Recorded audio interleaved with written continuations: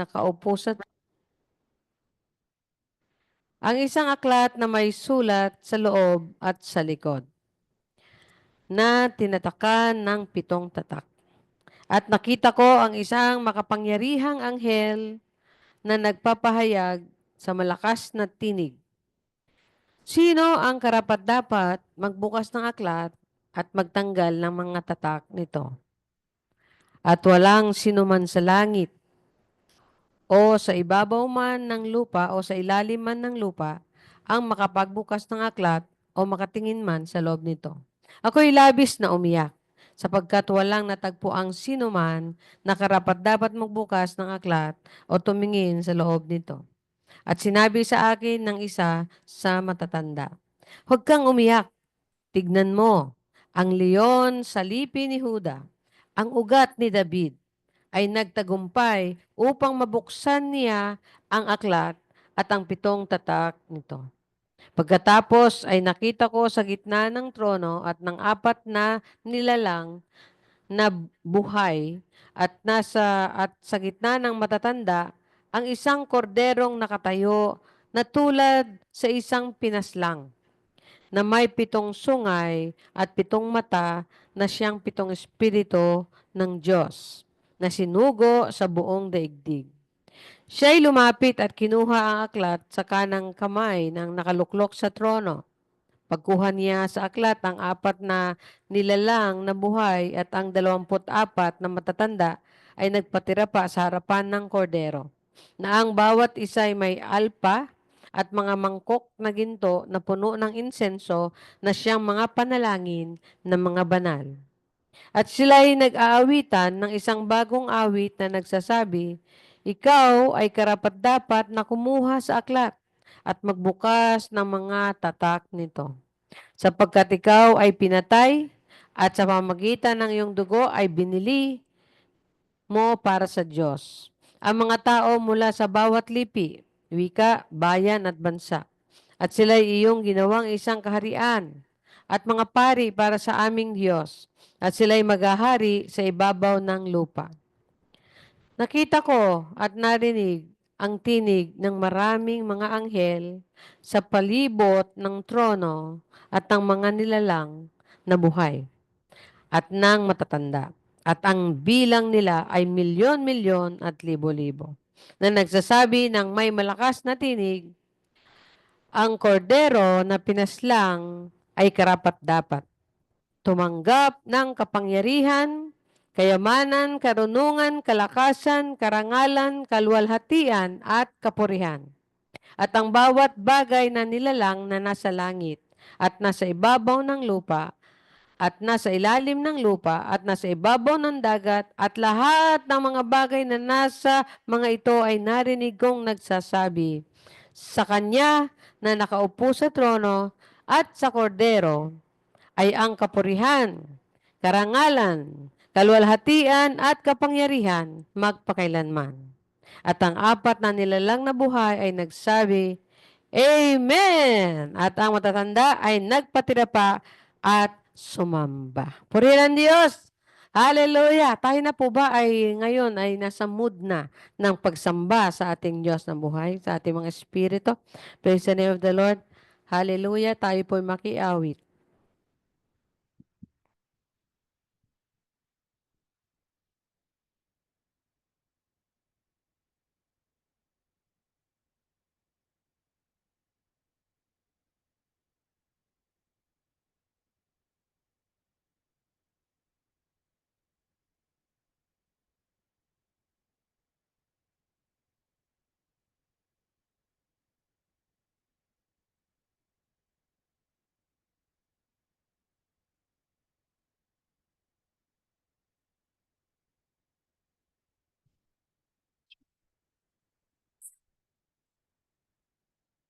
God's righteousness revealed.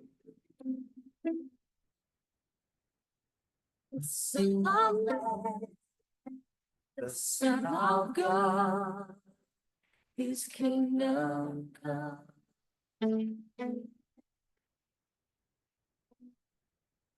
Jesus,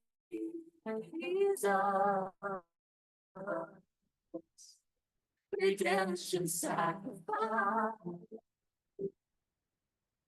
Now glorified, now justified. His kingdom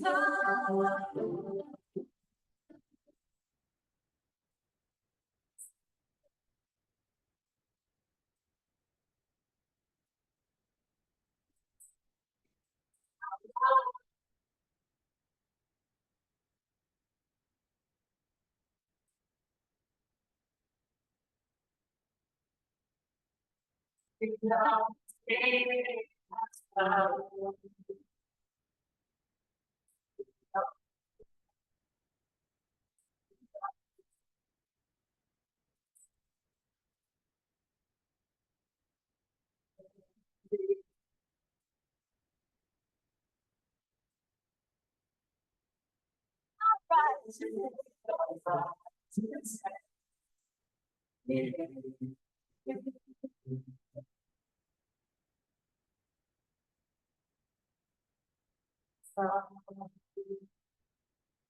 Switching on God's love. Cause our God is with our God.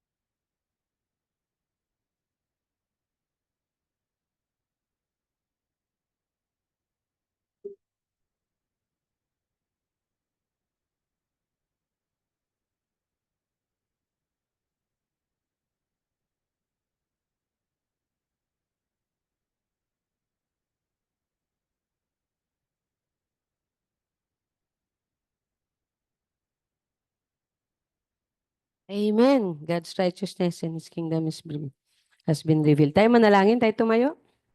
Baka naman tayo nakakatulog na dahil napatulog tayo ng awit. Glory to God. Glory, glory to God. Hallelujah.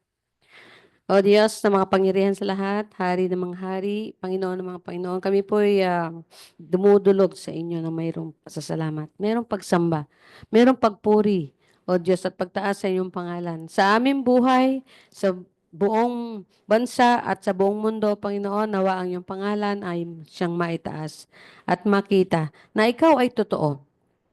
At walang ibang Diyos, Panginoon. At walang ibang anak mo, kundi ang aming tagapagligtas na Panginoong Jesus. At walang ibang pwedeng tanging sumama at magpaliwanag ng kanyang buhay at magbago ng kanyang puso, kundi ang banal na Espiritong Diyos na kaisa niyo. Thank you, Father. Thank you, Lord. Once again, we are here to worship you. Once again, we will witness your glory. Once again, we will be blessed. We will be strengthened. We will be renewed in our spirit, Father, in your presence, in the presence of the King of Kings, Jesus Christ. Salamat, Panginoon. At sa buong linggo, O Diyos, sinamahan, um,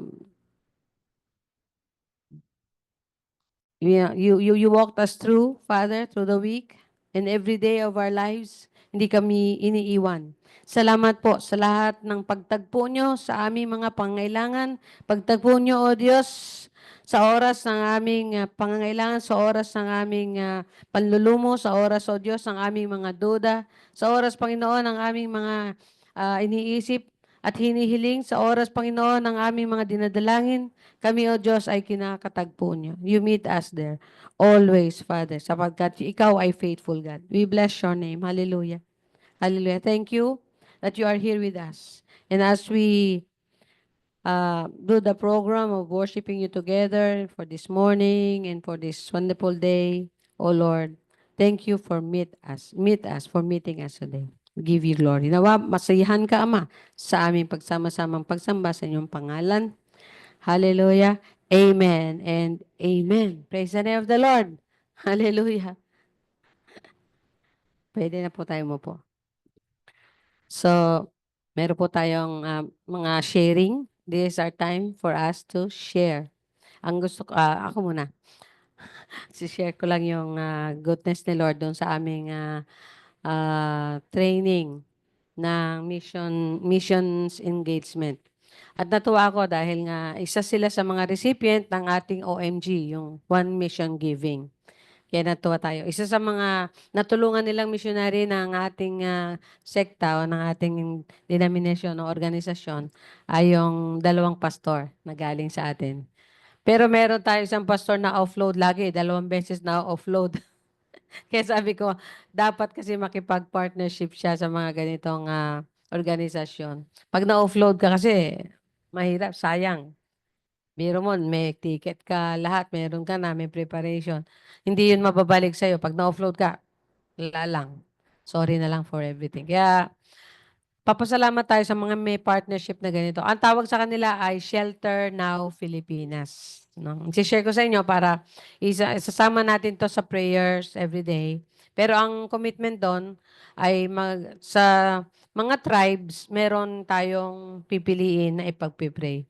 So, sa akin, sabi nila kasi isa lang. So, sinisip ko, gawin natin every day, merong isa. Tapos, another day, isa na naman. Just mentioning these tribes ng mga M's ay to the Lord para magkaroon sila ng opportunity to meet. Sabi nga Isa, Almasi, yung kanilang term for Jesus. At medyo hihina tayo ng ano kasi baka mamaya pagka piniplay natin yun that is a taboo, no?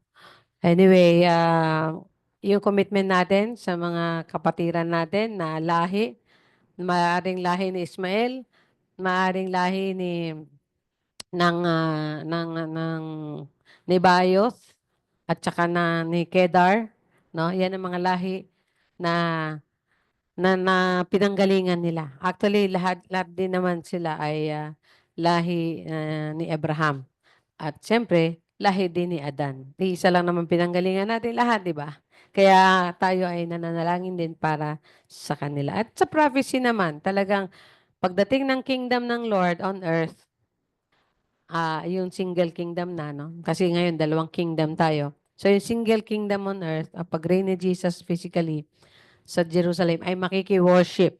'Di ba? Nabasa natin yan sa Isaiah, makiki-worship, makiki-exalt ng pangalan ni Jesus o ng Redeemer o ng Christ. ang lahi ng mga ito, ni Ismael, ng Kedar at Nebaioth. Kaya, praise the name of the Lord. At yan po ay, so ibig sabihin ng ating prayer para sa kanila ay in line with God's will and desire. No? Kaya pagka nananalangin po tayo na ayon sa kalooban ng Lord, alam natin na ito'y pinapakinggan ng Lord at alam natin na ito'y gagawin ng Panginoon para sa atin.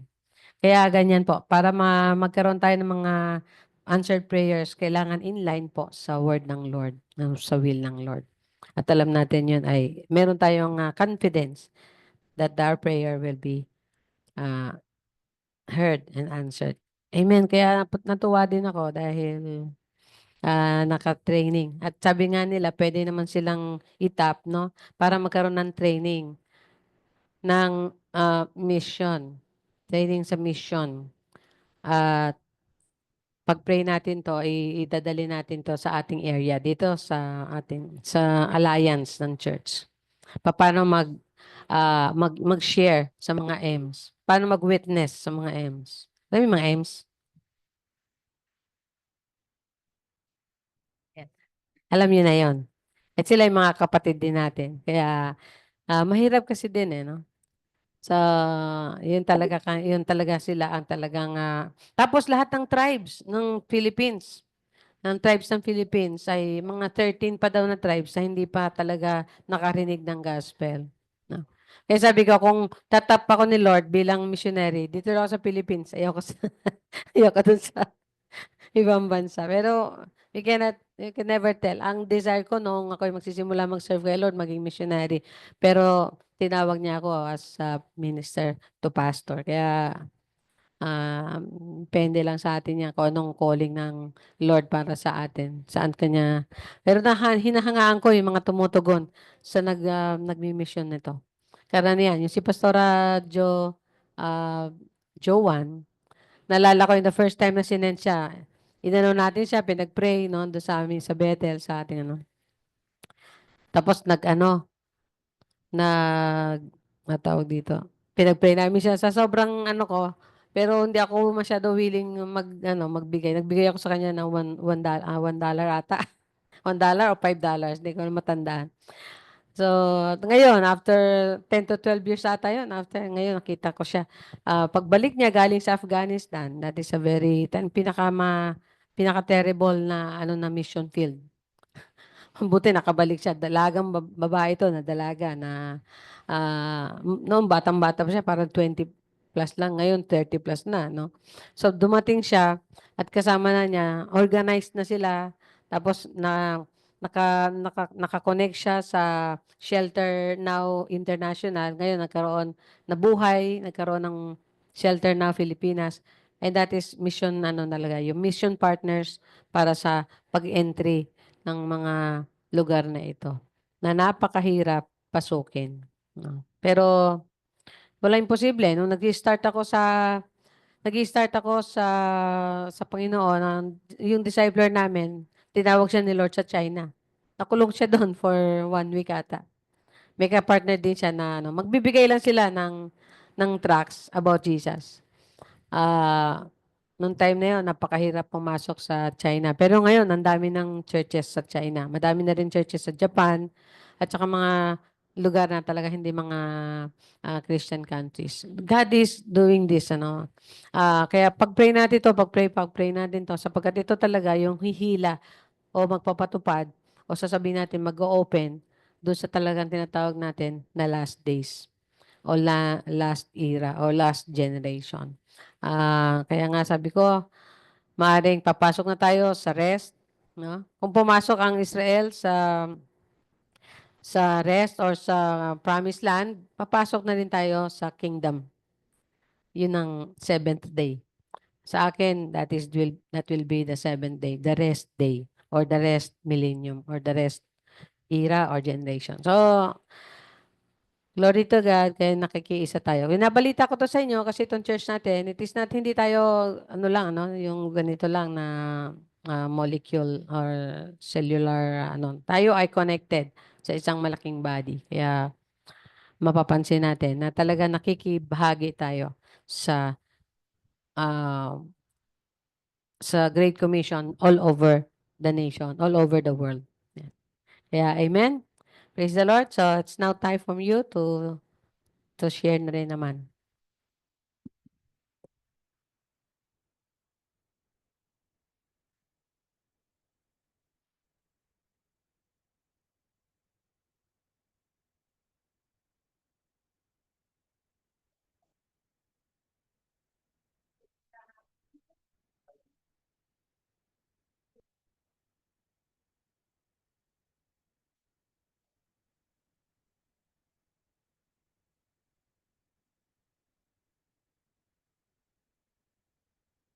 Puri ng Diyos, maraming salamat po.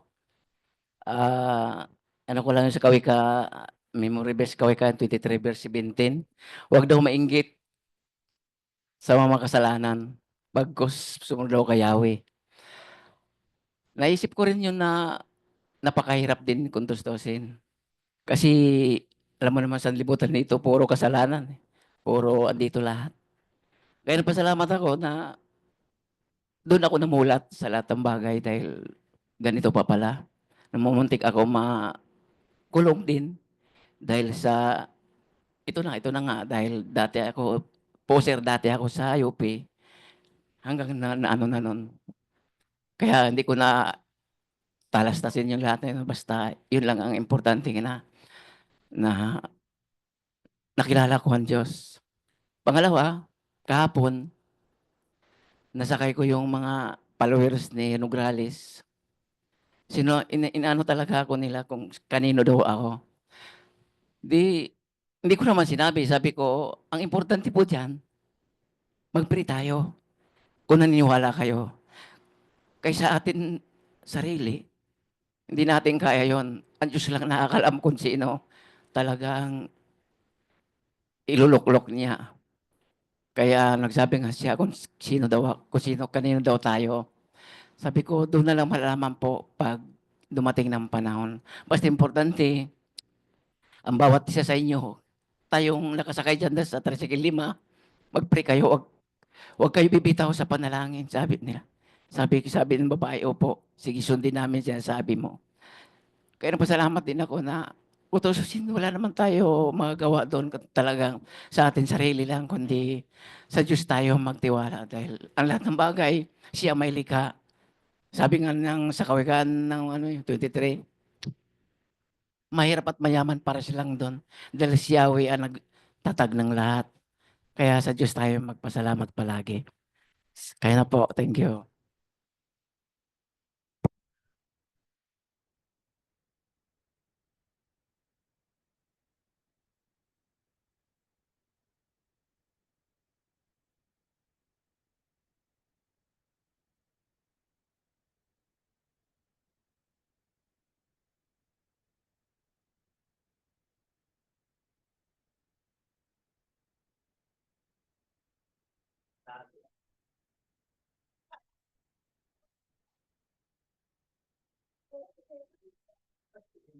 Praise.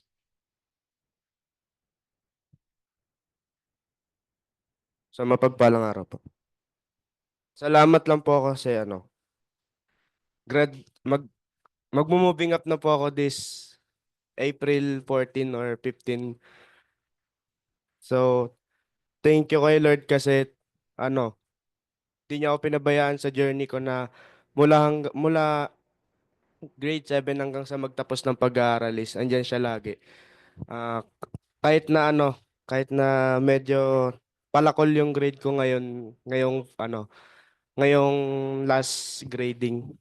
O naman, nabawi ko naman sa lahat sa mga ginagawa ng school saka pinapagawa sa akin. Kaya ayun, kung hindi ako tinulungan ni Lord God sa mga gawain ko sa eskwelahan, siguro hindi ako papasa ngayon at mananatili ako sa grade 10 na kinakatayuan ko. Pero thank you talaga kay Lord dahil siya lagi nandyan tsaka sila mama na tumutulong at gumagabay sa akin para sa pag-aaral ko. Kaya yun lang po, maraming salamat.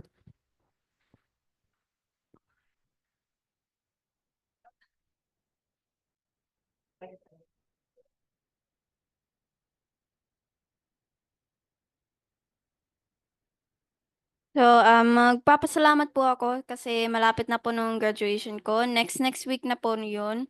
At si mami nung magiging kasama ko doon. Yun lang po. Thank you.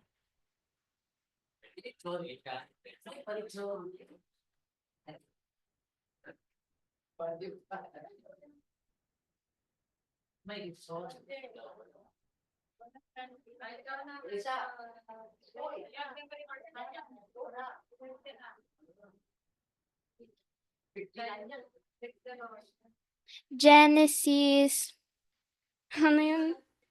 Chapter 1, verse 1. In the beginning, God created the heavens and the earth.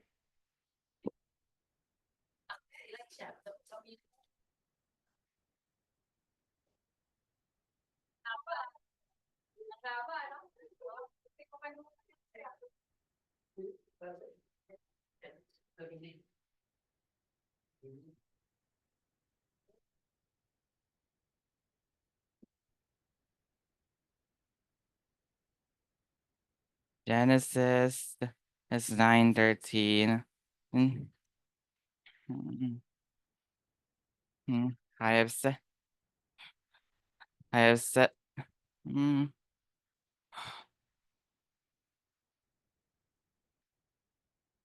I have set the rainbow as a sign, as a sign of the covenant in between me and the earth.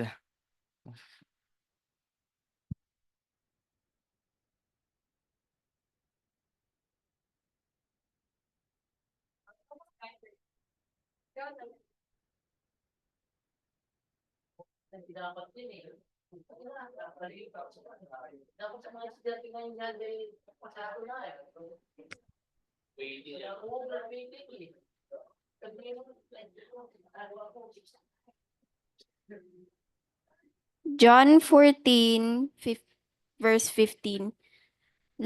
If you love me, keep my commands. Ibig sabihin, pag namahal mo ng Diyos, matutupad mo nung mga na-promise mo or nung mga commands niya.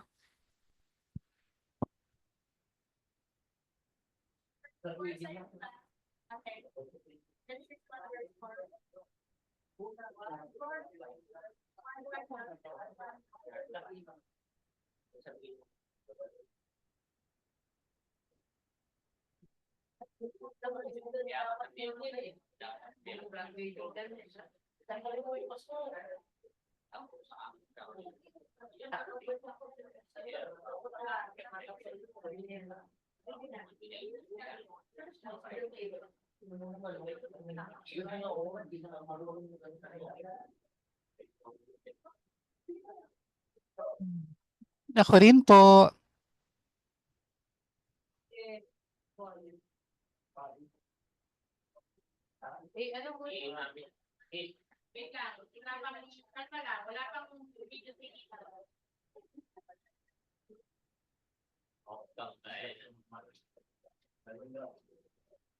Malinaw po ba ang sound?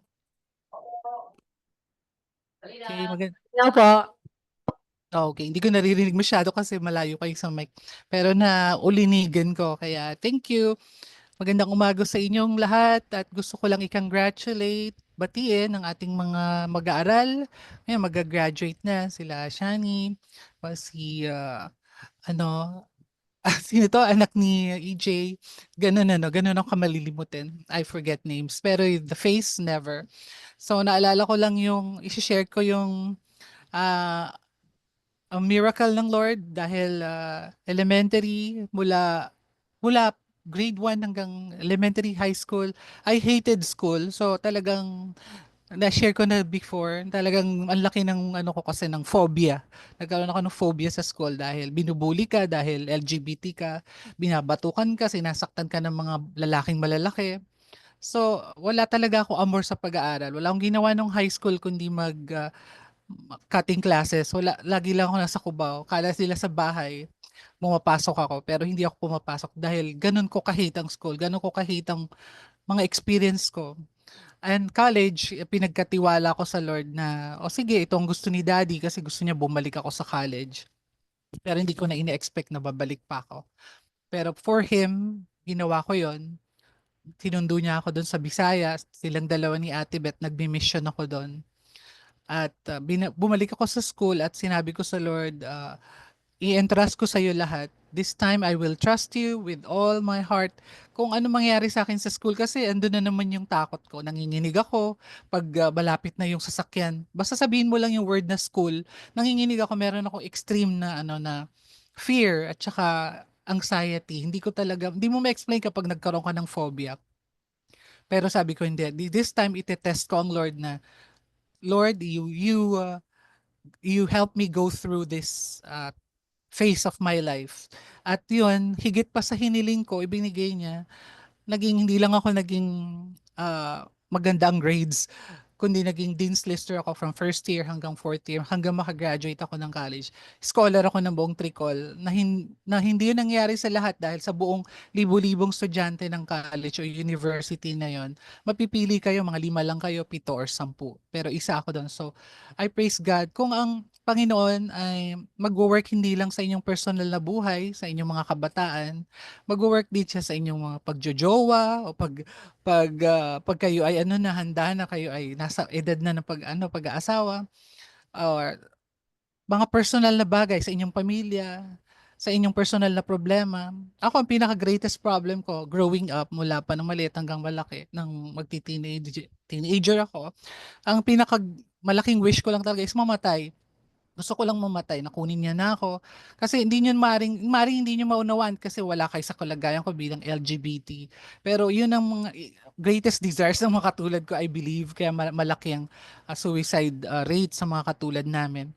So yun lang ang wish ko laging ganun-ganun. Pero tinawid niya pa rin ako at ito, buhay pa. At ngayon, nakikita ko na yung fruits ng pagtitiwala sa Diyos na kung itatawid mo ako, Lord, I believe you, I trust you. Kahit na dun sa malaking alon at malakas na bagyo ng buhay, andun siya para itawid ka. So just keep trusting God. Thank you.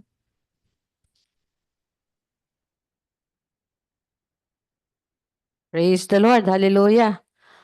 Ayan po, malaki talagang himala sa aking kapatid na yan sa Panginoon. Una sa lahat, yung phobia din yan sa mathematics na, na subjects. Nung college po ay talagang pinag-fasting ko siya. Sinabi ko talaga, pinag-fasting ko siya. Nag-fasting po ako ng mga several days po para sa makapasa siya. Kasi kung di siya makakapasa sa subject na yan, noong time na yun, 1, 2, 3, 4 na mathematics ata yung hinaharap niya. Or 2, 3, 4. Nung makapasa siya, sabi niya, Ate Ben, ma'am, nakapasa na ako sa college. Ako gagraduate na. Praise the Lord, hallelujah. Talagang sinagot ng Panginoon yung aking prayer and fasting. Tapos natawa siya. But this is not a joke. It was not a joke. Talagang dinadaan po natin sa prayer and fasting. Pag meron talagang malalim na kailangan natin maidulog sa Diyos. Seryosohin. Amen. So, kaya yung sabi ni Shani na nakapasa siya, isa rin yan sa himala at biyaya ng Panginoon. Pasalamat tayo, merong mercy and grace ang Lord. Hello? Kung kailangan nyo ng awa, meron yan. Kung kailangan nyo ng biyaya, meron yan. God is good. Meron tayong mag-share dito na naka-live daw po siya. Yung ating naanak, hello. Medyo matagal-tagal na rin na hindi kami na naman nag-contact. Pero gusto niyang magpasalamat sa Panginoon. Kaya babasahin ko na lang, no? Ang kanyang minessage sa atin, chinat sa atin through sa Zoom. Mapagpalang umaga po sa lahat. Gusto ko po sana mag-share kahit dito lang po sa live or sa Zoom. Yung kabutihan ng Diyos sa buhay ko. Although marami pong pagsubok na binigay sa akin at patuloy pang binibigay ni Lord, ay nagpapasalamat pa rin po ako kasi hindi niya ako pinababayaan. At isang bagay po na pinagpapasalamat ko ng sobra sa Panginoon nung inalis niya ako sa isang sitwasyon na sobrang nagpapahirap sa akin. At dinala niya ako sa sitwasyon na kahit paano nakakaranas ako ng kapayapaan ng isip at maayos na pamumuhay. Sa Diyos ang papasalamat at kapurihan. Praise the Lord, pinagpipray ka. Actually, pinagpipray kita. Kasi yan ang commitment ko. Sa lahat ng aking anak, pinagpipray ko. Thank you at salamat naman sa Panginoon. Nice hearing from you. The Lord bless you. At meron pa po? Magpasalamat? Yung nag-birthday dyan, pasalamat. Kasi tumungtong siya ng 26. Sa'yo, blessings. Praise the Lord. Meron pa? Yung dalawa, yung mama and papa ay daddy and mommy. Baka may pasalamat. O, mami muna. Parang hindi pa siya narinig, di ba? Kailangan marinig din siya. The woman behind the Zoom. Ah, oh, birthday month. Hey, praise the Lord. Hallelujah.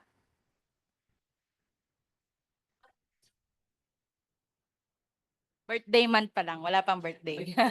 Yun, nagpapasalamat din ako talaga na yung mga bata, kasi si Ate Eunice mag-high school na, si Kuya mag-grade 8 na. So, yung guidance ni Lord, yun talaga yung gusto ko ipagpasalamat. So, yun lang din. Pati sa akin din, kasi ano ngayon sabay ako ngayon nag-aaral, tsaka nag-OJT, tsaka pasok sa gabi. So, thank you Lord sa kalakasan. Yun. Yun lang po.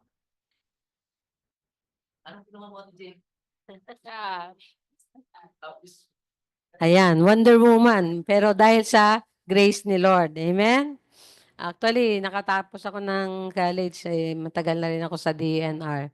Grace din ni Lord na makatapos ako ng college. At nakapag-masters pa ako. Although, hindi ko natapos yung hindi ako nakapagpasa ng project study. Pero Lord willing, ako kasi ini-encourage ako ng kapisina ko na dalin ko yung tinapos kong masteral sa Trinity papunta sa PCU. Kasi sa PCU, yung kanilang masters doon, project study lang. Kasi sa Trinity Asia, University of Asia ba? Ay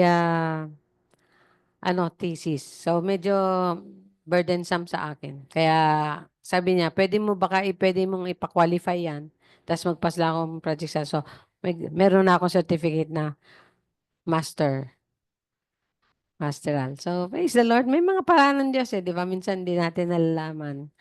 And Lord willing, pag nakagraduate na ako naka-retire na ako, lagay na ako ni Lord sa Christian education or sa Bible school teacher. Gusto ko din talaga magturo din. Isa din yan sa passion ko. At saka mag-ADR officer under ng DOJ kasi certified tayo na ADRO o ADR officer. Yan ang mga bola sa hinagap at pangarap mo. O minsan pangarap lang. No? Nangyayari. Oo. Kaya nga mangarap lang. Kaya sabi ko, pangarap ko makabili ng coaster, yung malaking 29 pala laman nung. Kasi meron nagregalo sa opisina ng coaster, yung Toyota coaster. 29 ang laman. Kaya ang saya-saya. Pag meron pumuntang conference at napakalaking crowd, isang buhatan lang, 29. So, sabi ko, wow, praise the Lord. Sana makaroon tayo niya. Makabili rin ako niya. Nakita ko parang mura lang naman. Mga 3 million lang naman. Yeah. Bakit? 3 million. Yung 1 million nga, dali na lang maubos eh. So, ibig sabihin, madali na rin niyang makuha. No? Wala imposible. Mura lang pala siya. No? Mga less than 3 million nga lang eh. Praise the Lord. Amen. So God is good. No? Mayroon ang kaigihan na ikaw ay nasa kingdom ng Lord. Kung saan ikaw ay sabi niya, from darkness, you have been transferred into the kingdom of light. No, that is Jesus. So, several words na ginagamit na nagpo-portray ng kingdom niya. No? So, hindi ko ata na. So, tutuloy tayo sa pag-aaral ng Kingdom, no? Yung na-share ko sa inyo. Kung na-download nyo ito, pwede namang i-download din sa cellphone. Kasi ito ay, ano lang siya, scanned copy o PDF copy para makunti lang yung laman. Ay, mali pala. Saan ba to? Scan.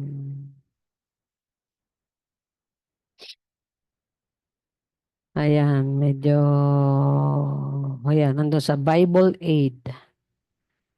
So, nung nakaraan ay na-topic natin ah, yung rulership, no? At vis-a-vis or side by side, kino-counter natin, kino-contrast ng Kingdom of Satan.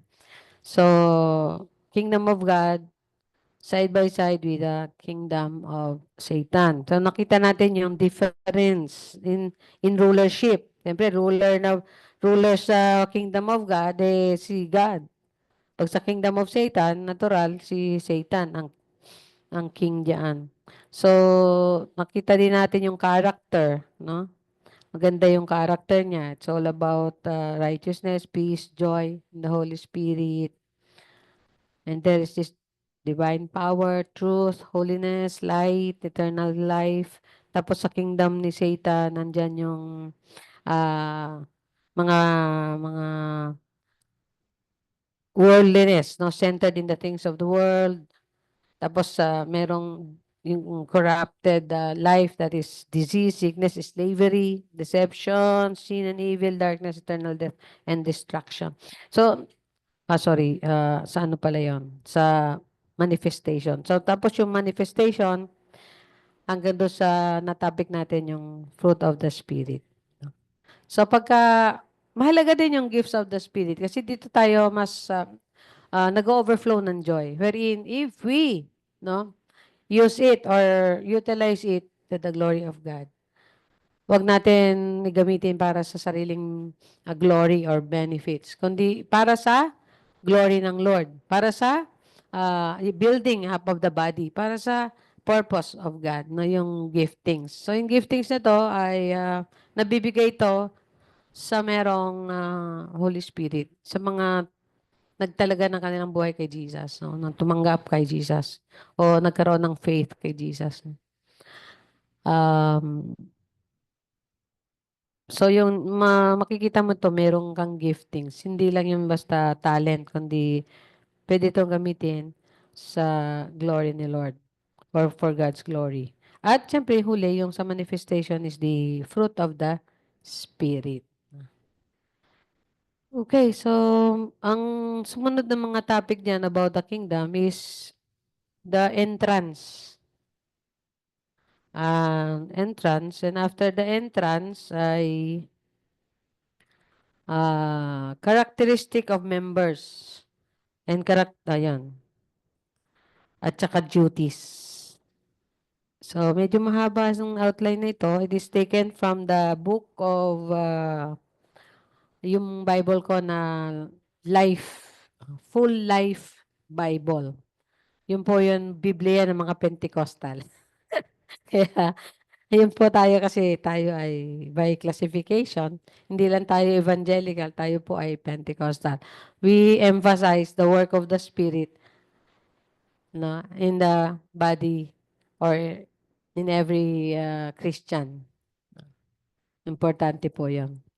So, yun po yung ating emphasis. Amen. So, tayo manalangin. Ama, we submit to you, to your word. Open our hearts, O Lord. And may you fill us with the goodness of your fullness. No? May you fill us with the overflowing benefits of your word in our lives. In Jesus' name. Amen. Amen. So, doon tayo sa entrance. So, yung kingdom of God ay merong entry point, no? Minsan si Jesus, isa siya sa I am the door. Merong 7 I ams ang Lord eh. At isa sa yan, I am the door. He who passes through me, and so on, so, no? Makita natin yan na meron na kailangan na paraan para ikaw ay makabilang sa kaharian ng Diyos. O sabihin natin, ikaw ay mapabilang din sa pamilya ng Diyos. No? Kung saan hindi lang siya Diyos, kundi maging Ama, mo sa magitan ng pagtanggap o pananampalataya natin kay Jesus, ang meron tayong tinatawag na nagiging anak tayo ng Diyos by virtue of our faith in the Lord Jesus Christ. Kaya sa John 1:12, sabi niya, ay, for as many as received Him, to them, He gave the right to become children of God. Pero sa ibang version, titingnan natin yan. Sinan nga natin. So, mas mabuti yung hindi tayo nagkakamali sa John 1:12. Siguro po, isa yan talaga sa mga memory verses ng ating salvation verses. Ay dapat alam na natin yon. Paano ba nagiging anak ng Diyos ang isang tao, no? Yun po yung kailangan lang natin gawin.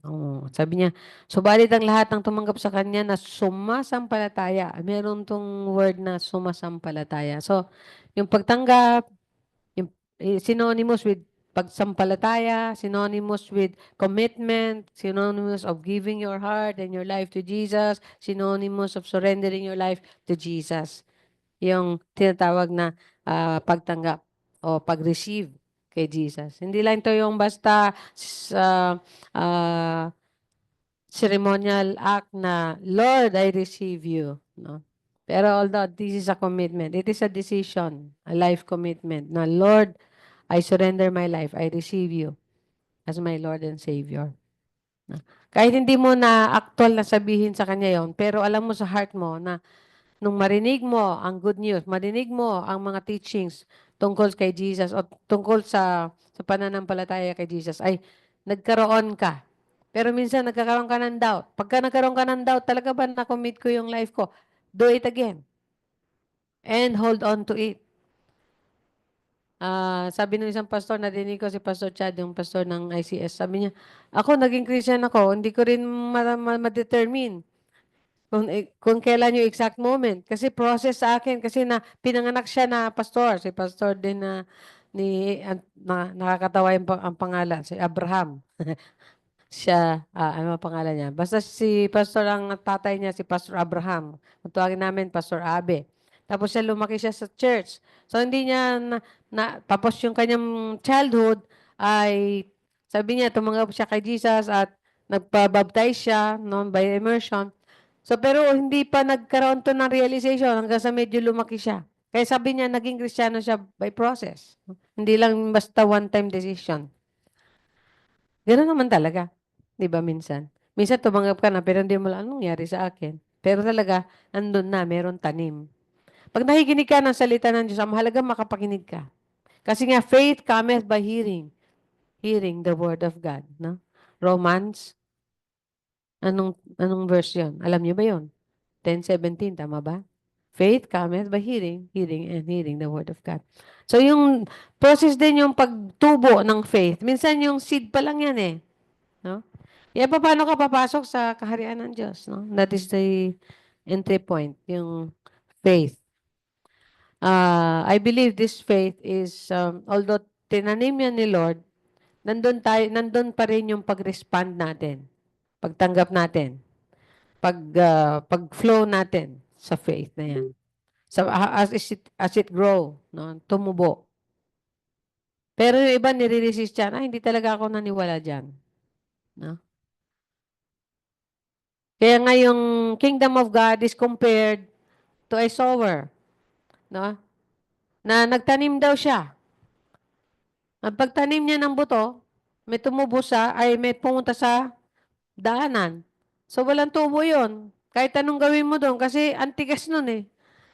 Kung espalto pa, matutunaw na lang kagad yun sa araw, sa init. No? At sabi sa parable na yan, pupunta ang ibon, tutukain.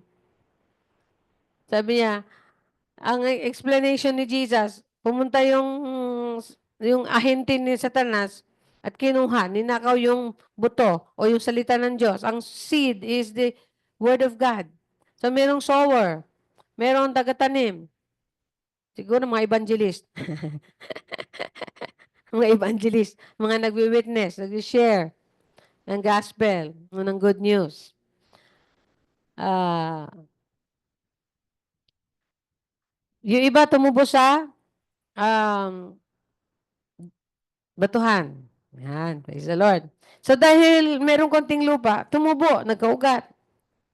Ang explanation ni Jesus, pero nung nung umaraw ng todo, dahil mababaw yung ugat, namatay, natuyo. So explanation niya, ito yung mga taong masayang tumanggap sa salita ng Diyos. Medyo tumubo. Pero dumating yung pagsubok, umayaw. Pangatlo, doon sa mata mo. Ayun, tumubo, lumaki, lumago. Pero hindi namunga. Bakit? Kasi yung damo sa paligid, sinakal siya habang lumalaki.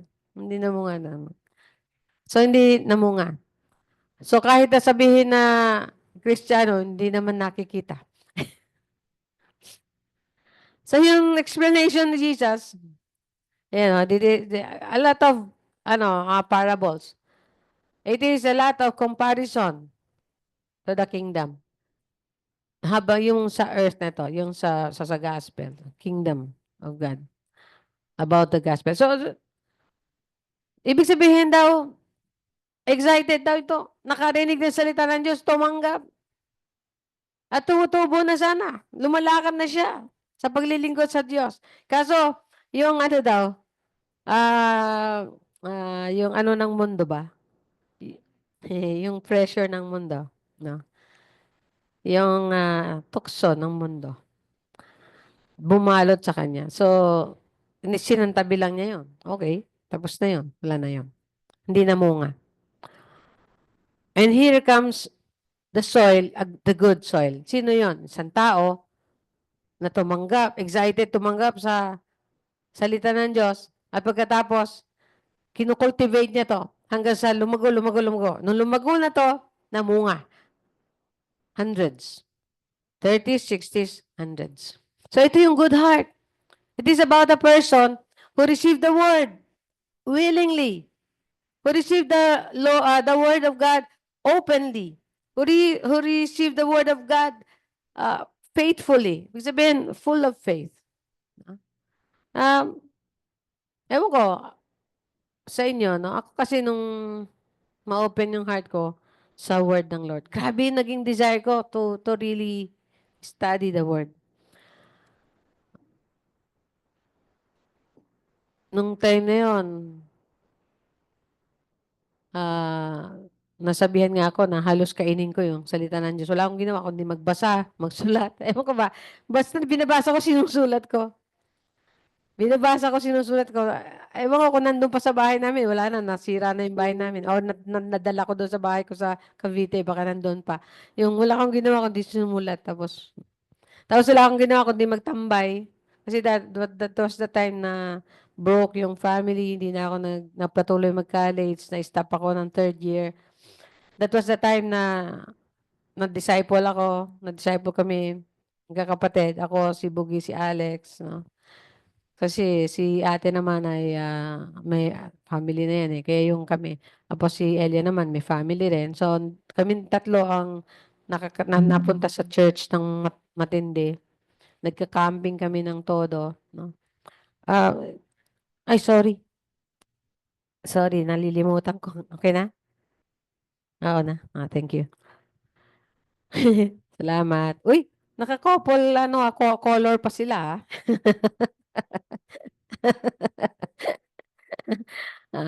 So, asan na ba ako? So, yung pag-ano ko sa word, no? Ng Lord. Grabe yung heart ko dyan. Halos iniiyak ko. Tapos iniiyak ko sa barkada ko. Kasi at the beginning, nagsisimula pa lang kami sa charismatic movement. Yung, sabi namin, kami, di ba? Nakikita sa gabi, katambay. Sabi namin, parang natatouch kami. No? Natatouch kami sa mga words na naririnig namin tungkol sa word na yun. Hanggang sa nag-commit nga kami yan, totally then. Kami magkakapatid. Ako si Alex, siya si Bug. Tapos siyempre, tapos nung mag-share na ako, magsimula na ako mag-share, nag-aaral ako mag-share ng Bible, pinag-practicean ko sila. Kaya yan si Miriam, tsaka si Neneng, ay nasisharean ko din. At si Daddy. Higit sa lahat, si Daddy. Nasisharean ko si Daddy. Although sabi niya, ang heart ko naman, faith ko naman kay Jesus. Pero dapat mag-commit din kayo sa actions yun. Wag na kayo sigarilyo, minumaalak. Sabi niya, yun lang naman eh. Pero faith ko naman sa kanya. Ewan ko, I do not know how to grade that ng klase ng faith, di ba?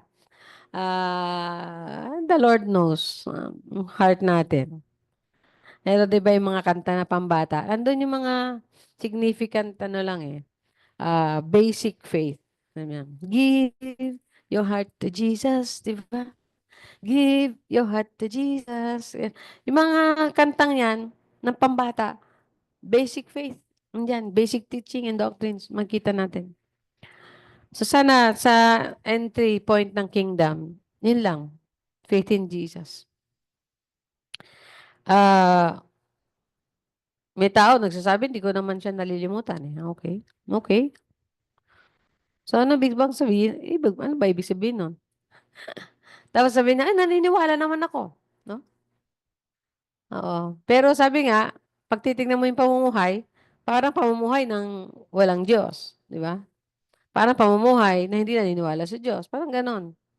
So, pag nagsalita, ganon din. Hindi man lang nagkaroon ng conviction. Doon daw nagiging iba yung konsensya sa conviction. Yung conviction mula sa Holy Spirit, hindi nagbabago ng standard. Pero yung konsensya ng tao, it varies. At nagbabago sa mga naririnig. Nagbabago sa mga katuruan ng iba. Nagbabago sa impluensya, outside the influence. Nagbabago yan. At minsan, nahihirati yan sa gawa. Nasasanay, nagiging kalyos. Hanggang sa kanya, okay na lang lahat yon. Okay na to. Okay na lang lahat. Pero yung standard ng Holy Spirit, it is consistent, it is constant. I mean, ano yan, hindi nagbabago.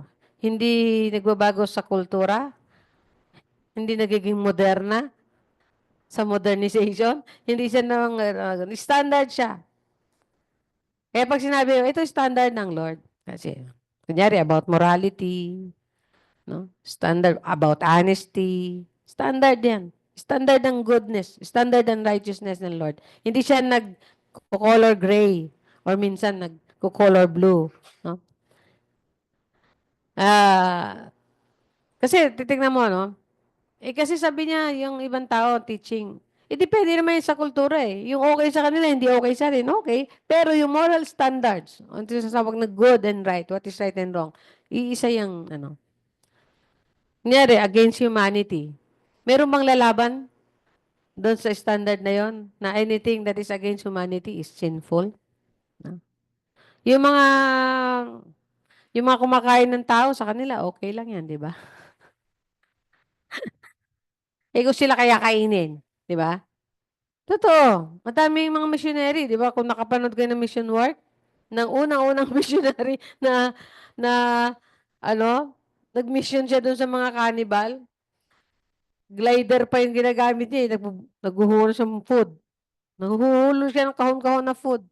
Para hanggang sa nakababa siya doon. Hanggang sa naging siya doon. Nakadwell siya doon. Hanggang sa naging welcome siya doon. Kasi sila, pag merong kakaibang o hindi ka-tribe, pagkain ka. Okay na yun. Pero later on, nawala na daw yung missionary na yun. May kumain sa kanya, hindi na lang kung nasaan. Kasi hindi lahat papabor sa kanya. Merong magagalit, may maiinggit, or merong mag-i-interest, no? Later on, parang 1500s ba yun? O 19... Basta nakita ko lang sa TV, documentation ng isang missionary. Natawa nga ako pero okay lang. At least, na-sharean niya yung tribe na yon. At tumanggap din. Yung leader, parang ganon. Kaya lang, syempre, ingat sila. Kakainin sila ng kapwa nila pagka nag-deviate sila na Ganon din yung mga kababayan natin, ng mga M's. No? Pero iniisip natin, We want them to be in the kingdom. Hello?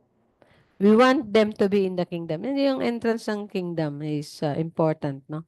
So, ang entrance ng kingdom, repentance and forgiveness, humility, confession and faith, new birth, union with Christ. It is synonymous. No? Pag ikaw nagkaroon ng faith kay Jesus, talagang mabuborn again ka eh. Mababago isip mo, mababago yung mga pananaw mo, malalaman mo ang tama at mali. Magiging maliwanag ang tama at mali. No? Kasi minsan, pagka hindi masyadong maliwanag ang tama at mali, ano, pero alam mo, meron inside us, doon sa talagang conscience, alam natin din na kung ano yung tama at mali. Pero minsan, nagiging tama na lang yan kasi inaano natin yan, tinatakpan natin ng ating mga lustful desires. No? Hindi naman talaga sasabihin na hindi mo alam yan. Kasi sinful ka eh, sinner ka eh, depraved mind ka eh. Yan ang tinatawag may doctrine ng mga may pinanghahawakan doctrine dati mga iba ng mga ibang theologians na total depravity. Ang total depravity, hindi mo malalaman ang tama at mali. Do you think that is true? Kasi ako, nung hindi pa ako Christian, alam ko ang tama at mali. Hindi pa ako born again noon. And I know that. At sabi din ni Lord, di ba? From the beginning, create tayo para makaka-recognize. Makita natin sa nature na merong God. Create niya tayo na merong mind and will, understanding. Pero sila, ang doctrine nila, ang total depravity, nawala yun. Nawala yun. Totally nawala. Ano ka, naging hayop? Walang conscience. Oh, nawala lang yung power. Nawala lang yung strength to decide. Will. Pero, meron ka pa ding will. You have still the power to choose God or Satan. Choose right and wrong. Choose light and darkness. Meron ka pa din. Kasi kung hindi, ba't kailangan pang offeran ng gospel? Di ba? Yan ang aking logic. Bigyan ka na lang ng Lord ng faith. Oh, bigyan kita. Choo! May faith ka na. Choo! May faith ka na. Di ba? Eh bakit niya pipiliin ng iba? Sabi niya, pipiliin daw niya, pinipili lang daw ng Lord. Dahil nga yung salitang chose, for God chose. Pinili niya iligtas tayo, pero hindi pinili niya kung sino-sino ang dapat lang maligtas. Hindi po. Tayo ang pumili nun kung dapat ba tayo maligtas o hindi. Pero sa pagliligtas ng Diyos, pinili niyang iligtas tayo. Sabi nga, Christ died for us even while we were still sinners. Di ba? God commended His love towards us that while we were still sinners, Christ died for us. Pinakita ng Diyos yung pag-ibig niya na nung tayo yung makasalanan pa, si Kristo ay namatay para sa atin. And that is His choice. Hindi natin sinabi ang Lord, mamatay ka para sa akin. Lord, ligtas mo ako. Hindi pa dumating sa hinagap ng tao yun. Dinesisyon na. Yun ang choice. God chose to save us. But it is your choice to be saved. Is it your choice to appropriate the salvation? Is it your choice to receive the salvation? It is your choice. Decision nyo. Gusto nyo ba tanggapin o hindi? Pero di ba sabi, nung from the beginning pa, ang Israel, sabi niya, pero pinipili nyo yung ano eh. Ito ang sasabi ko sa iyo, blessing or curse. Pinipili nyo yung curse. Diba? Kaya para sa akin, kahit tayo ay sinner, classified sinner, because we were born sinners, we can still know what is right and what is wrong. Kaya lang, kailangan ng tulong. Tulong ang Diyos. Tulong ang Diyos. Tumulong ang Diyos. And that is that, to give you an option. To give you an option. May option ka. To believe or not to believe. To receive or not to receive.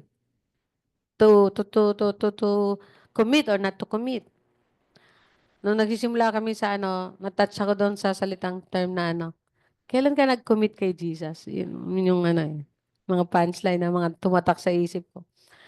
Yun nung nagsabi noon, ay kasama ko sa Trinity, schoolmate ko sa Trinity, nung time na batch namin, siya yung valedictorian.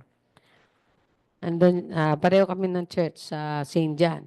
So, nung makita niya ako sa camp, sabi niya, Beth, I'm so glad to see you. Mga English speaking, mga titalino yun, mga yun. So glad to see you. So when did you commit your life to Jesus? Kailan ka nag-commit kay Jesus? So nag-strike sa heart ko. Nag-commit na ba ako?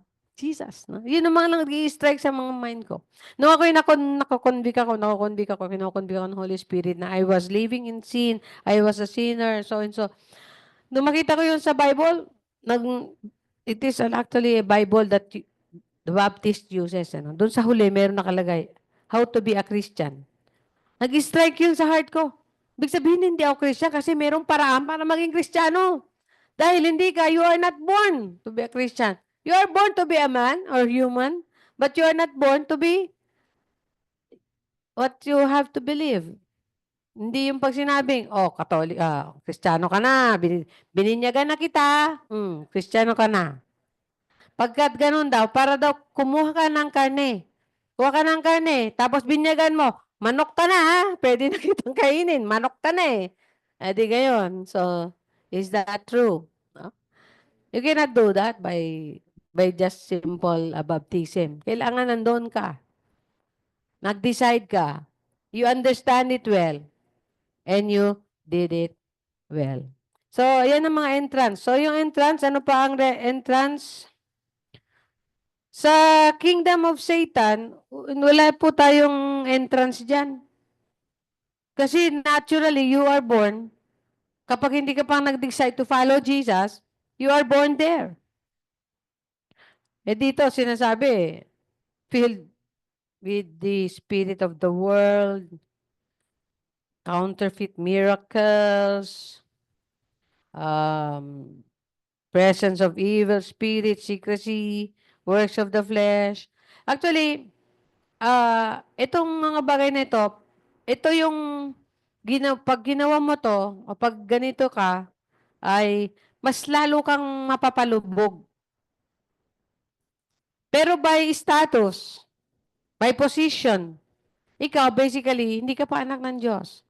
So pag hindi ka anak ng Diyos, di siyempre, kanino kang anak, di ba?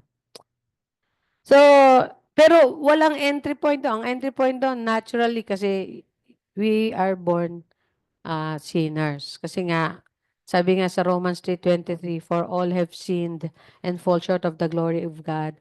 Pero kung titingnan mo sa konteksto ng isang buong Biblia, kasi nagkasala nga si Eva at Adan na unang tao. So basically, lahat ng ipapanganak after that sin, ay lahat po ay nasa labas po ng kingdom of God. So walang pong entrance. Pero pag sinasabing talagang physical entrance, ayun yung mga talagang pagkatapos ng lahat ng pagkakataon na bibigay sa kanya ng Lord, talagang sasabihin niya, hindi pa rin siya naniniwala sa Panginoong Jesus, yun na yun. That will be the last entry point. Anyway, so naintindihan niyo ba ako? So yun entrance nun, no? So sumunod na ay what is this? Characteristic. Ano lang, bilis lang. Ang characteristic ng children of God, makikita mo daw characteristics. Siyempre, una, hindi ko alam ba't ginawa itong characteristics. Ano? Siyempre, anak siya ng Diyos. Meron siyang faith and obedience. At meron siyang eternal life na hindi pa niya nakikita. Hindi pa na-actualize. No?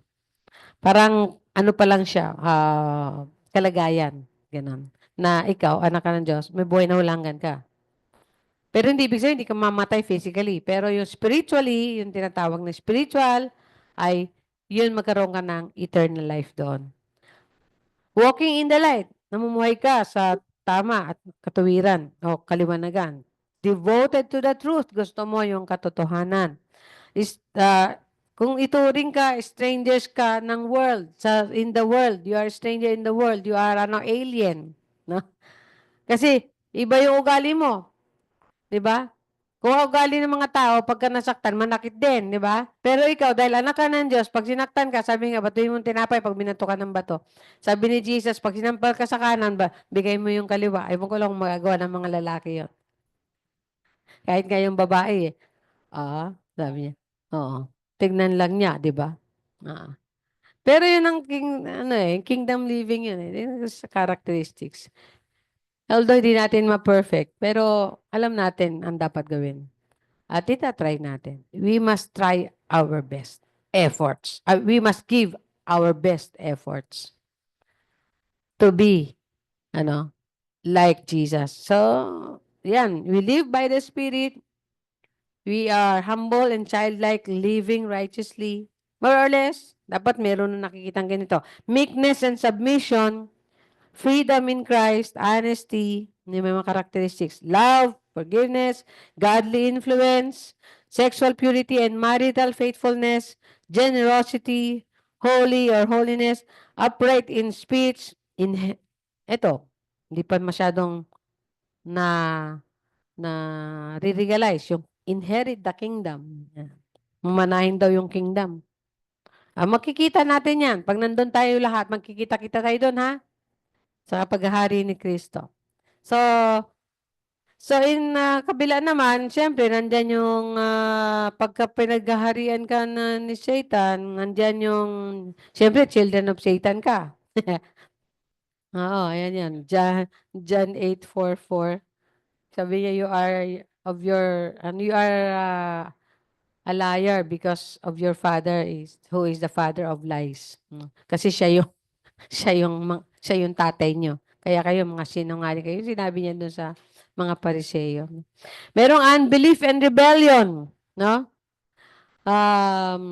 Eternal death, yun ang mahirap. Lahat tayo mamatay dito, okay. Pero ang kaluluwa natin, merong magkadalawa din na pagpupuntahan. Eternal life and eternal death. Which is, hindi ka naman talaga magkakaroon ng cessation. Ang death na yon, you will never stop living in death. And that is punishment. Forever and ever apart from Jesus and God. So speak lies and oppose truth. Love things of the world. Live by the sinful nature. Mapapansin niyo yan kung pumapasok na kayo ulit dito o kaya na anuhan kayo, nasa shadow kayo ng darkness. Kahit na children of God kayo, merong shadow ng darkness. Mapapansin niyo yan kapag ka na-addict na kayo of something. So, dapat pag-aaralan niyo yan na huwag kayo magpaging addict. Kaya nga sabi ko sa iyo, discipline ang dyan. Discipline ang sagot dyan. In every hour, i-block niyo yung schedule niyo. 6 o'clock, rise and shine, meet God. No, pray and word. 7 o'clock, pwedeng exercise and breakfast. 8 o'clock, linis-linis, duty in the house. 8 o'clock. 9 o'clock, mag-schedule. Tapos, mag-schedule din kayo ng anong tawag dyan sa laro na yan? ML. 1 to 2 hours. Maglagay kayo para naka-block. Hindi yung buong maghapon, buong magdamag. Pagdating ng 10 o'clock, sleep na. Bago kayo mag-sleep, mag-word and prayer din kayo ng 8 o'clock. Kasi 7 o'clock, dinner or 6 o'clock. May screen time. May screen time ng movie. Hindi mag-movie time. That is 2 to 3 hours movie time. Okay. And before you sleep, syempre, God time ulit. So, ibig sabihin, bawat oras, merong talaga, block, kung tawagin namin yung blocking your time or schedule of the day. Naka-block. At huwag kang deviate. Kasi pag mag-deviate ka, yun na nga, doon na nga papasok yung disiplina. Kunyari, sinabi mo, cleaning time ngayon, mamaya na yan. Bukas na yan. Bukas na ulit. Bukas na ulit. Ay, hindi talaga matatapos yung bukas at saka mamaya, di ba? Alam niyo yung procrastination daw, it is also an addiction and it is also a bad habit. Aside from being a bad habit. Ang habit po kasi pag habit na, ano na yan, ang tawag dyan, yung slavery na rin yan. No? Addiction na rin yan. Na-addict ka na. Actually, minsan, nag-ano ako dyan, minsan gumaganyan din ako dyan. Pagka sobrang pagod ko, Magpapahinga ako, pero yung mata ko, pagod na pagod kasi sige ang panood ng mga pelikula ko. Na-addict ka. Maka-spend ka ng 6 hours sa watching, that is not good. Pero because there is the Holy Spirit, magpapaalala sa iyo. Okay, nawawala ka na ata sa giya. Ano? Kasi bumibitaw ka na sa timon. Alam mo yung timon? Yan yung nagda-drive sa barko. Kang bibitaw dyan. Pag bumitaw ka dyan, o di maglayag ka lang. Layag-layag ka. O, di ba? Imbis na nakapunta ka na sa pangpang, wala kang nagawa. Walang saysay. Hanggang sa, bukas na nga lang, mamaya na nga lang. Actually, this is a tough sometimes, no? Yung pamumuhay sa kingdom ay tough din siya. Pero training din yan eh. It is training. So, pero living in it, dapat wag yan. Live by the sinful nature, wicked, disobedient, immoral, arrogance, and self-assertion, bondage to sin and Satan, deceit, hatred, hostility, bitterness, corrupting influence, lust and immorality, greed, covetousness, unholy. Yung pagkain na hindi disiplinadong pagkain, that is also, minsan, deception din yan. Alam mo, okay lang. Later on, pag nagkasakit ka na, sabihin mo, ay, na-deceive ka ni Satan kasi may sakit ka na, di ba? Nakita ko to sa lahat ng mga nakita kong mahal sa buhay na nagkasakit. It is because of one thing, lack of discipline in handling their body, lives, and lifestyle. Pag sinabi sa'yo ng doktor, ano ba ang lifestyle mo? Nanigalyo ka, uminom ka, pupuyat ka lagi. Yun lang nakakapagpasakit sa tao. At tapos nagkaroon ka ng problema, na-aggravate na yon. Actually, yung problema, hindi yan ang bibigay ng sakit eh. Ang nagbibigay ng sakit dyan, yung worries mo. Sarili mo. It is your fault. Wala ka namang solution, isip ka na isip. Ano ba? Di ba? Wala kang solution sa problema, isip ka na isip. Huwag mo isipin, wala kang solusyon. Mag-thank you ka na lang kay Lord. Lord, you can make a way. Tapos kantahin mo yung God will make a way where there seems to be no way. He works in ways we cannot see. Yeah, He will make a way for me. He will be my guide. Hold me to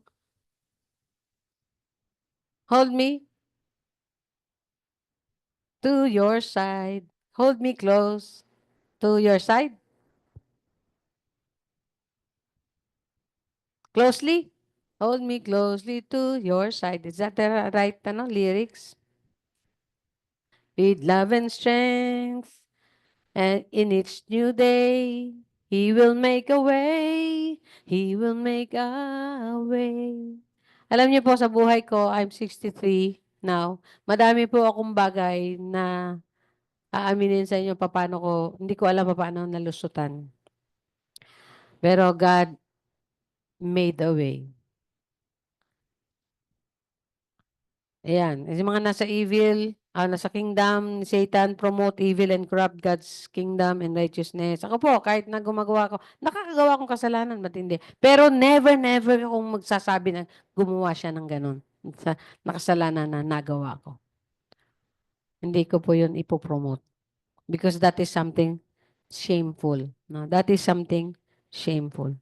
Ay po-promote ko, paano ko nalusutan yun? Ang po-promote ko, paano ako na nahango ng Diyos mula doon?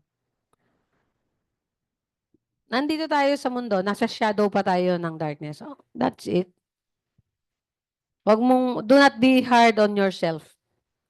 Merong isang nagpatotoo galing sa konbento. Sabi niya, basa siya ng basa, aral siya ng aral, panalangin siya ng panalangin. Wala siya nakita nagpapalaya sa kanya na parang ang bigat-bigat sa buhay niya. Narinig lang niya yung meaning ng gospel that Jesus died for your sin. Huwag mo na yung pag-intindihin kung ano man yung naging kasalanan mo. Jesus died for your sin to pay the penalty of your sin on the cross. Bigla siyang lumaya. Umalis siya sa kumbento. Kasi doon, di niya nakita yung katotohanan. Kay Jesus lang. Hindi sa sekta, Hindi sa organisasyon ng mga religious organization, kundi kay Jesus. Praise the Lord. So, yun ang entry. Yun ang entrance sa kingdom. Just simple as that. Naalala ko yung nagpapalabas tayo ng ano bang yung bida yung anak ni Gary V? Si ano? Yung palabas na yun, no, pang ano yun, pang mga kabataan, no. Nung siniran siya ng gospel, nung nililigawan niya na babae. Sabi niya, "Do you believe that Jesus loves you and died for you for your sin?" Yeah, I believe. So, sige. Sabihin mo sa kanya yan, "Lord, I believe you and now I surrender my life to you." Tapos nung nag-pray na sila ng ganon, ng prayer of acceptance, of prayer of repentance, prayer, something, declaration of faith and belief. Sabi niya, "Praise the Lord." Kinamay niya. Hallelujah. Welcome to the family of God. Sabi niya doon sa eksena na yun pero that is true. It happens always. Sabi niya, "Yun lang? Tapos na?" "Oo, yun lang. Tapos na." Yun ba nililigawan niya nag-share sa kanya o yung basketball ano nila? Basketball trainer nila. Parang gano'n no?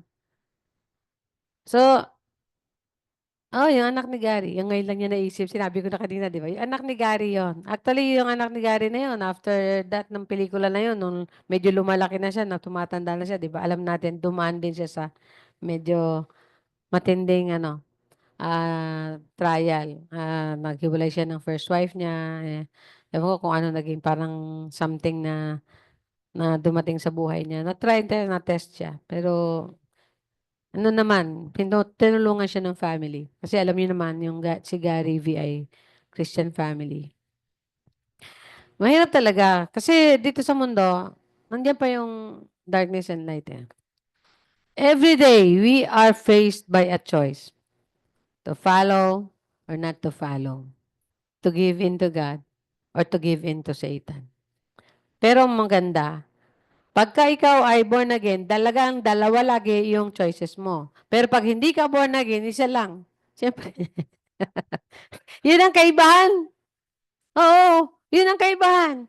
Kaya malalaman mo, mayroon kang Diyos eh. Kasi mayroong laging kumukontra dun sa dilim. Pero pag ikaw nag-enjoy ka na lang sa dilim at wala nang kumukontrang light, ayun, alam mo na. Ba kailangan ma-born again ka ulit? O kailangan mag-repent, magbalik loob sa Diyos. Pwede naman yun. That is possible. Sabi nga, di ba, ang parable is like the son, the prodigal son. After being away, nung bumalik siya, sabihin mo lang, aminin mo lang yung nagawa mong mali at bumalik ka sa ama. So malayo, anong nangyari sa parable na yan? Malayo pa lang, sinalubong na siya ng akap. Paliguan tong baho, amoy baboy. Tapos, ibigay ulit yung singsing. Tagapagmana. At magbunyi tayo, magsaya tayo. Hanggang sa, yung isang prodigal son din na nagtatampo. Bakit yan? Ginastos na lahat ng pera mo. Pinagsaya mo pa. Kasi ganun ang Diyos. Sabi nga sa isang daan na nawala, sa isang daan na tupa, isa nawala, yung iiwanan yung 99 para hanapin lang yung isa. Grabe, no? Ganyan ka-importante ang bawat isa sa atin. Gusto niya nasa flock tayo, gusto niya nasa kingdom, gusto niya lagi tayo naka-embrace, siya naka-embrace sa atin. So pag naligaw ka ng landasin, asahan mo, hinahanap ka ng Lord. At yan po ang prayer natin.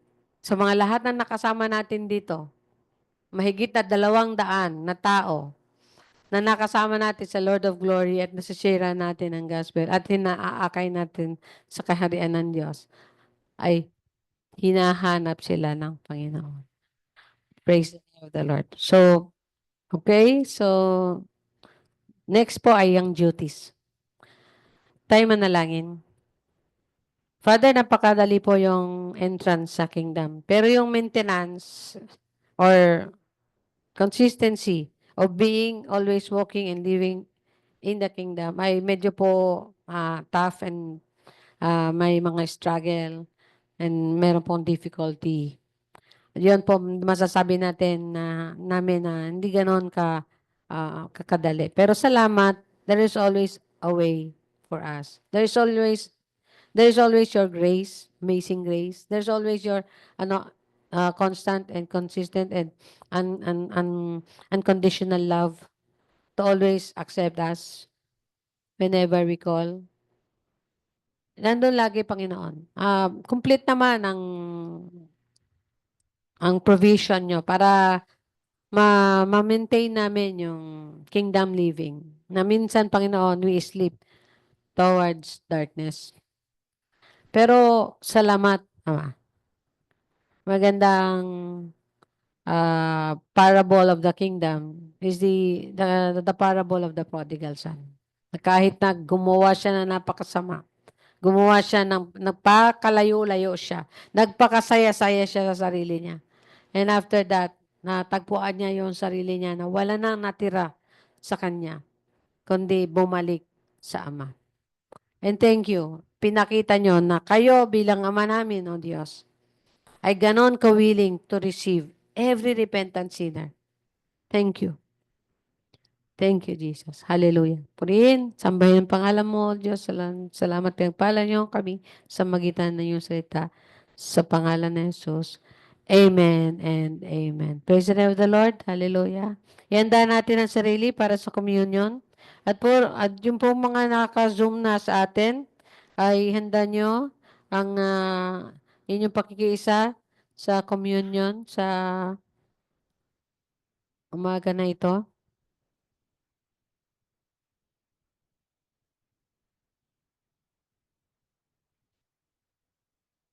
Thank you. Wag muna tayong iinom at wag din muna tayo kakain. Sabay-sabay po natin gagawin yan after every prayer.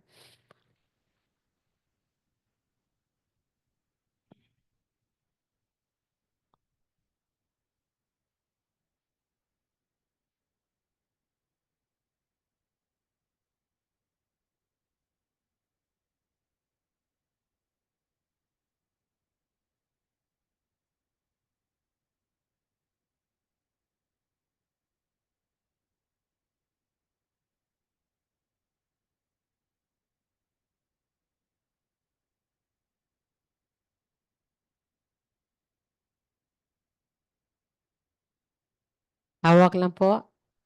Tayo tumayo.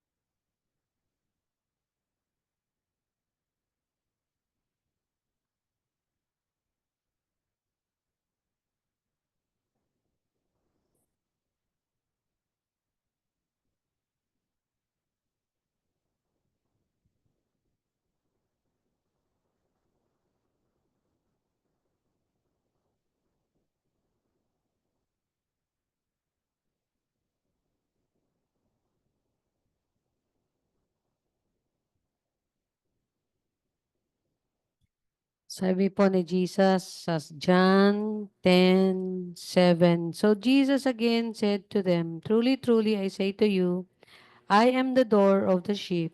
All who came before me are thieves and robbers, but the sheep did not listen to them. I am the door. If anyone enters by me, he will be saved and will go in and out and find pasture. Praise the name of the Lord. Hallelujah. Tayo'y manalangin. Ama, sa aming pagdulog sa banal na hapunan at pag-aalaala, O Diyos, sa inyong ginawa para sa amin, gawin niyo mo kaming karapat-dapat. Linisin niyo kami ng inyong banal dugo.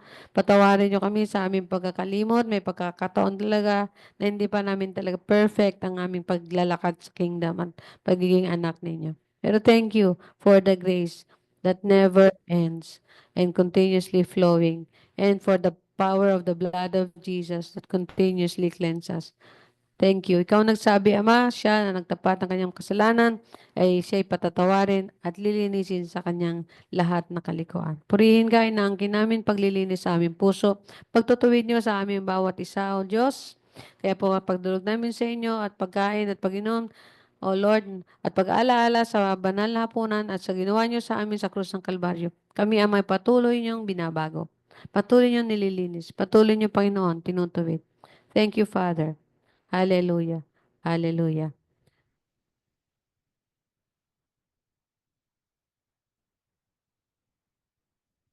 Sapagkat tinanggap ko sa Panginoon ang binibigay ko naman sa inyo na ang Panginoong Hesus ng gabing siya'y pinagkanulo ay dumampot ng tinapay at nang siya'y makapagpasalamat, ito ay kanyang pinagputol-putol at sinabi, ito'y aking katawan na pinagputol-putol para sa inyo, gawin ninyo ito para sa pag-alaala sa akin. Tayo manalangin, basbasan niyo ang tinapay nito, Panginoon, para sa aming kalakasang pisikal at spiritual at sa aming mga isip, O Diyos, na laging nakatanim na ikaw ang siyang nagkusa, nag-alay ng iyong sarili para sa aming katubusan.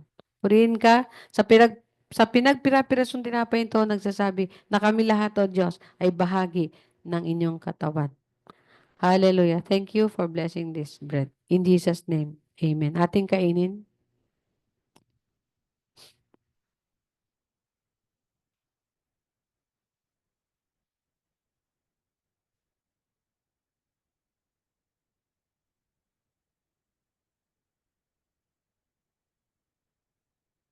Sa gayon ding paraan ay kinuha niya ang kopa pagkatapos maghapunan na sinasabi, ang kopang ito ay isang bagong tipan sa aking dugo. Gawin ninyo ito tuwing kayo iinom nito sa pag-alaala sa akin. Sapagkat sa tuwing kakainin ninyo at tinapay na ito at inumin ang kopa, pinahahayag ninyo ang kamatayan ng Panginoon hanggang sa dumating siya. Tayo manalangin. Lord, let this cup, let this drink, Father, sufficiently satisfy our soul. Salamat din sa paghuhugas ng lahat ng aming karumihan sa harapan ninyo, Ama, sa magitan ng dugo ni Kristo. At ito'y nagsimbolo ng kopang aming inumin ito. Thank you. Reminding us, Father, that we are cleansed by the blood of Jesus alone. Thank you in Jesus' name. Amen. Atin pong inumin. Purihin ang Diyos.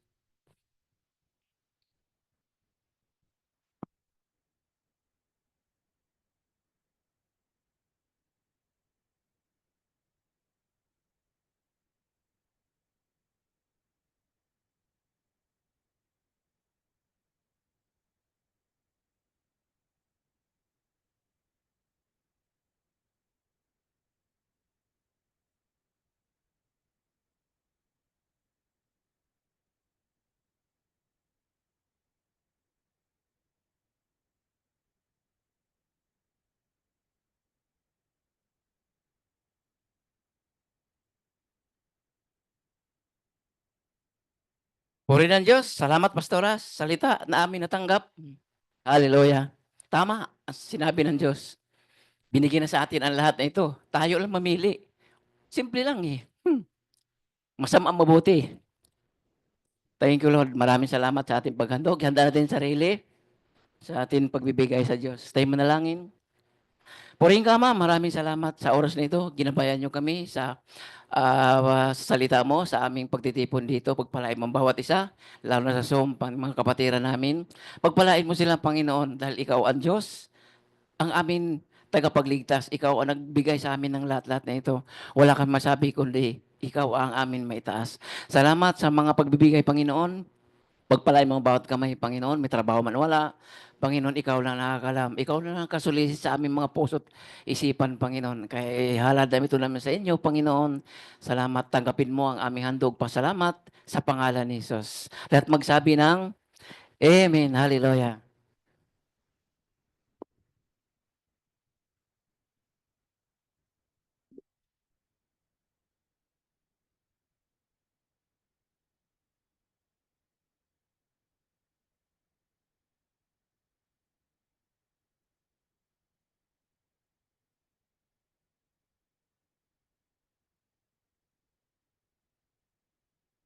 Announcement po muna. Sa Holy Week celebration po natin ay ang face-to-face po, hindi na po Friday. ang celebration ay hindi po Friday, kundi Resurrection Sunday. Okay po, pero yung Monday to Friday, Monday to Saturday po ay meron tayong prayer and fasting. Pwede rin po natin via Zoom at mag-celebrate tayo ng Holy Week. Yung pinaka-programa ay to be announced further later. So, ano pa? Mga may birthday, happy birthday to you. Happy birthday to you. Ayan. The Lord bless you. Sa mga may birthday ng April, ilan po ba? Ilan si Jen? Sa atin, ilan? Nakalista. Maxim? April ba si Maxim? Sino pa? Si Connor. Si Connor. Sino pa? Meron pa? Ate Lan? Si Ate Lan? Tita Lan. Sino? Jenny. Diana. Si Niana. Si Liana. Nasa isip ko. Nag-isip ako. Meron ba ako apo na Liana? Si Niana. Yan, dami pala. Yan. Mga birthday, April Fool's birthday.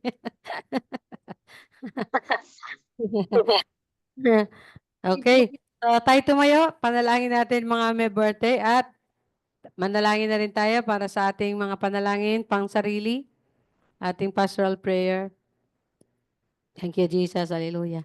Ama, salamat sa lahat ng mga nag-celebrate at magse-celebrate ng kanilang birthdays. Thank you for the gift of life, Lord. Of course, ng gift of the gift of blessings, financially, physically, and gift of family. Salamat, Panginoon, na sa buhay namin to, nung kami pinanganak ko, Diyos, kami pinagpala nyo na, Panginoon. Sabi nyo nga, nung binigay nyo si Jesus, lahat ng bagay na kailangan namin ay pinagkaloob nyo na rin kasama niya.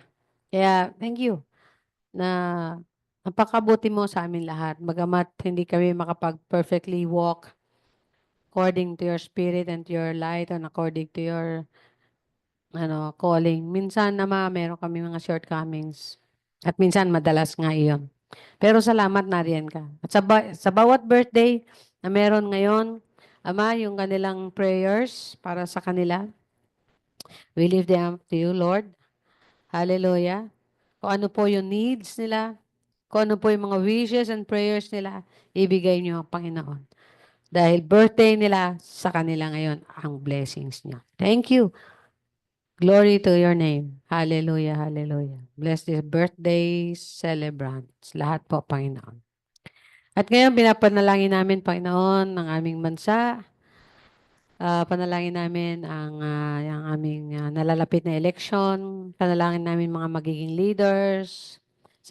Sabi nga sa world na ito, dalawang kingdom. Kaya hindi namin makokontrol yon. At hindi nyo rin kinokontrol yon, Ama. You just let it flow. Dahil meron kang takdang panahon para sa lahat. Anyway, ang panalangin lang namin, O Diyos, ay peaceful election. And yung kalooban nyo, yun ang maghari. Siyempre, ang gusto namin na gusto maging kalooban nyo ay meron mga leaders talaga ng mga upright, mga righteous leaders, mga God-fearing leaders. Yun ang aming laging desires. Pero hindi naman kasi lagi yun ang siguro, sabihin na natin, hindi naman talaga nyo tinakdang laging ganon. Kasi sabi nyo nga, minsan, inaalaw nyo yung mga bagay-bagay na meron naman kayo, ginagamit nyo rin na paraan para sa anak ninyo, para sa kingdom ninyo, para sa church ninyo. Lord, and everything, panalangin na lang namin, may it happen according to all your purpose and will. Thank you. Hallelujah. At panalangin namin aming pamilya. Just lift it out to you, Father. Salamat sa pamilya na gusto namin, siyempre, ang iyong paggabay, pag-iingat, ang iyong presensya, nandun, Panginoon. Sapagkat pag nandun ang presence mo, Lord, lahat ng kailangan namin nandun. I pray for our mothers, our fathers, our sisters, our brothers, lahat, pamangkin, pinsan, kamag-anak, mahal sa buhay.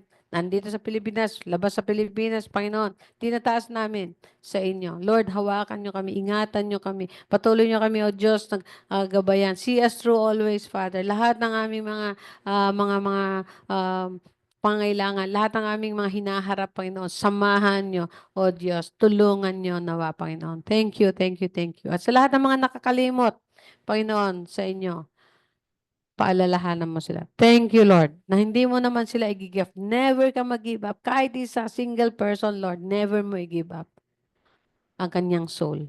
Sapagkat yun ang cost ng iyong dugo. Bakit mo naman i-give up? Binayaran mo na yun. Kaya salamat. Thank you for these people na muli makakaalala sila, makakalabit mo, maramdaman nila yung pagpaalala mo sa kanila, pagtawag mo sa kanila, pagsunod mo sa kanila, Ama. Upang sila ay magbalik loob sa inyo at sa inyong iglesia. Thank you, God. Thank you, Lord.